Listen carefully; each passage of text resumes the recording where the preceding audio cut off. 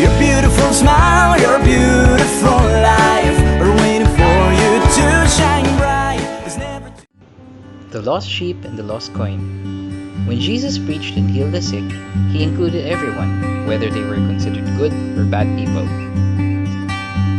Some of the most hated Jews at that time were the tax collectors, who gathered in the money to pay to the emperor in Rome. Often, these tax collectors were dishonest and kept some of the money they collected for themselves. The Pharisees and other Jewish religious leaders were horrified that Jesus spent time with such people. "This man welcomes all the worst possible types," they muttered to each other. "He even eats with sinners."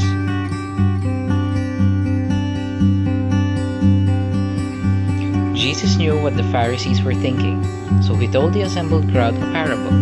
"Suppose one of you had 100 sheep," he said, "but you lost one of them. What would you do?" He paused. "Would you forget about it and make do with the ones you had?" asked Jesus. "No. I think you'd want to find that precious sheep.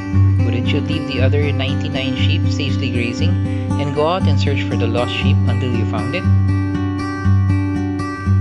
When at last, after a great deal of effort, you found your sheep, you'd be so pleased you'd carry it home, telling your friends and neighbors, 'Look, isn't it marvelous? I found the one that was lost.'"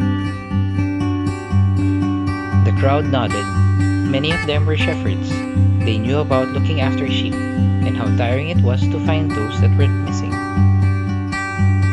"Well," Jesus said, "the way that you feel about finding your lost sheep is the way God feels about people who have gone the way in life. He rejoices when someone who has sinned comes back to Him and is sorry for their wrongdoings. In fact, there is more joy in heaven over the one lost person who is found than over 99 good people who have always tried to obey God."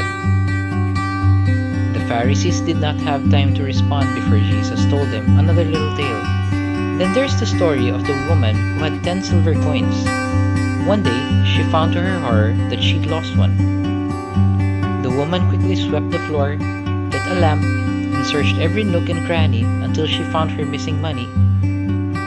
When, hours later, she eventually did find the coin, she was so delighted she invited all the neighbors in for a drink to celebrate. Jesus explained, in the same way that this woman and her neighbors were happy because of the lost coin that was found, so the angels of God are glad when a sinner returns to our Heavenly Father.